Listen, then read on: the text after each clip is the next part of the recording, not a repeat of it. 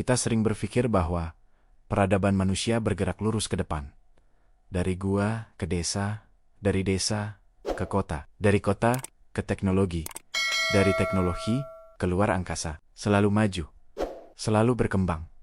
Tapi bagaimana jika asumsi itu salah? 4.500 tahun yang lalu, sebuah peradaban membangun struktur yang sampai hari ini tidak bisa sepenuhnya kita replikasi dengan teknologi modern. Mereka melakukan operasi bedah otak. Mereka memiliki sistem sanitasi. Mereka mengenal konsep demokrasi dalam tata pemerintahan desa. Mereka membuat baterai. Setidaknya yang diduga demikian. Dan semua itu kemudian hilang.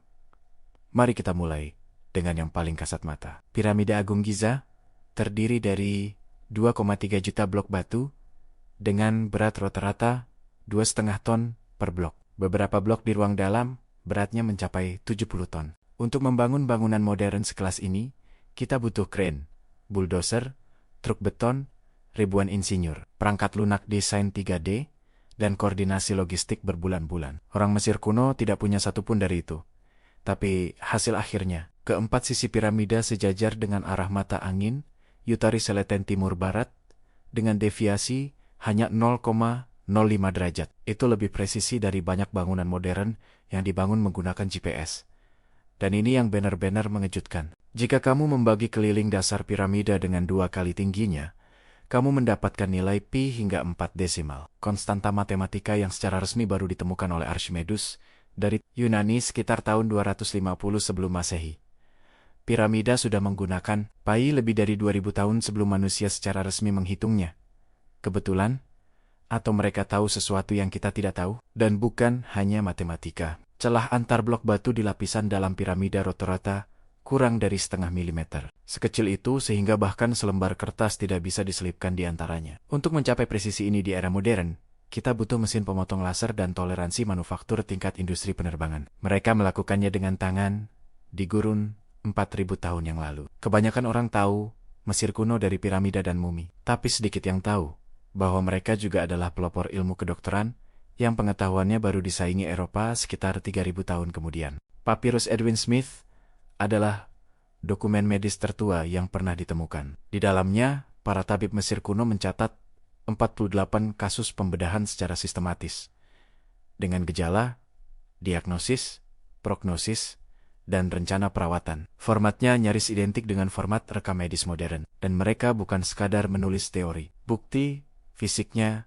ada. Tengkorak-tengkorak yang ditemukan di situs pemakaman. Mesir kuno menunjukkan tanda-tanda trepanasi, operasi membuka tengkorak untuk mengobati cedera otak atau mengurangi tekanan intrakranial yang mengejutkan. Tulang di sekitar bekas operasi itu menunjukkan tanda-tanda pertumbuhan kembali.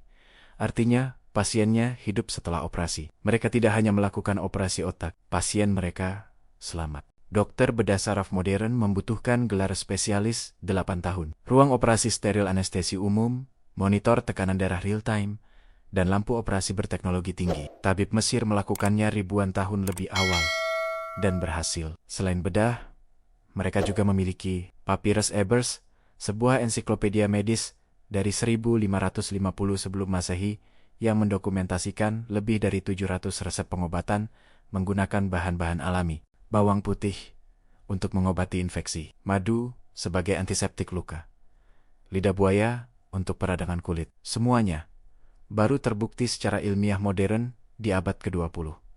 Mereka sudah menggunakannya di abad ke-16 SM. Pada tahun 1938, seorang arkeolog Jerman bernama Wilhelm K. Nick menemukan sesuatu aneh di dekat Baghdad, Irak.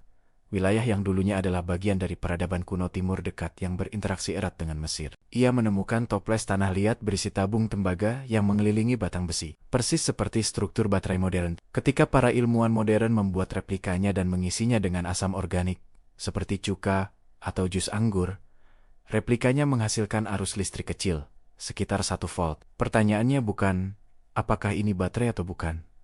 Pertanyaannya adalah, untuk apa? Salah satu hipotesis, untuk pelapisan logam dengan elektrolisis, proses yang kita sebut galvanisasi hari ini. Teknik untuk melapisi logam murah dengan lapisan tipis emas atau perak menggunakan arus listrik. Dan memang, beberapa artefak emas Mesir kuno ketika dianalisis di bawah mikroskop menunjukkan lapisan emas yang terlalu tipis dan terlalu merata untuk dihasilkan oleh teknik tempa atau penggosokan manual. Tapi ini belum yang paling mengejutkan. Di dinding kuil Dendera di Mesir, ada ukiran relief yang sudah lama menjadi perdebatan. Beberapa insinyur dan fisikawan yang menganalisisnya berpendapat bahwa relief itu menggambarkan tabung lucutan gas. Teknologi Jung ditemukan oleh ilmuwan barat pada abad ke-19. Hipotesis ini masih diperdebatkan. Tapi datanya menarik. Apakah ini banner-banner lampu kuno?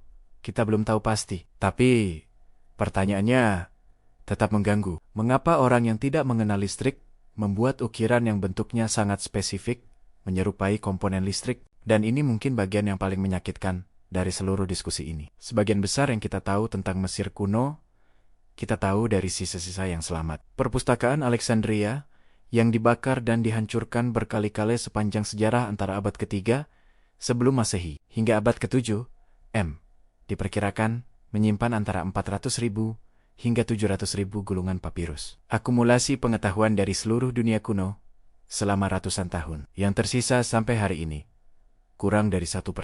Bayangkan jika perpustakaan digital kita hari ini hancur 99%. Semua buku, semua jurnal ilmiah, semua dokumentasi teknologi. Generasi setelah kita akan memulai dari hampir nol. Itulah yang terjadi pada pengetahuan Mesir kuno. Bukan karena pengetahuan itu tidak ada, tapi karena ia dibakar, dihancurkan, dan hilang. Dan ini fakta yang jarang dibicarakan dari seluruh artefak Mesir kuno yang sudah ditemukan. Sebagian besar masih tersimpan di gudang-gudang museum. Belum diteliti secara mendalam. Sebagian masih terkubur di bawah tanah. Para arkeolog memperkirakan bahwa kurang dari 30% dari total situs arkeologi Mesir yang diperkirakan ada sudah pernah digali. Apa yang masih tersembunyi di sana? Jadi, bagaimana jika Mesir kuno lebih maju dari kita? Mungkin pertanyaan yang lebih tepat adalah, dalam hal apa mereka lebih maju?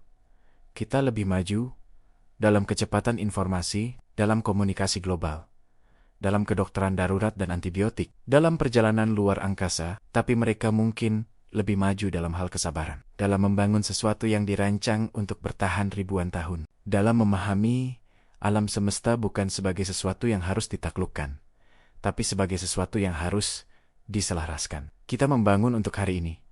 Mereka membangun untuk keabadian. Dan dalam konteks itu, siapa yang sebenarnya lebih maju? Mungkin kemajuan bukan tentang seberapa cepat kita bergerak ke depan. Mungkin kemajuan adalah tentang seberapa dalam kita memahami di mana kita berdiri. Dari semua yang kita bahas hari ini, matematika yang mendahului zamannya, ilmu kedokteran yang mengagumkan, teknologi yang belum bisa kita jelaskan sepenuhnya, dan pengetahuan yang mungkin sudah hilang selamanya. Satu pertanyaan untuk kamu. Apa yang paling mengubah cara pandangmu tentang Mesir kuno? Tulis di komentar. Saya penasaran. Sampai jumpa di video berikutnya.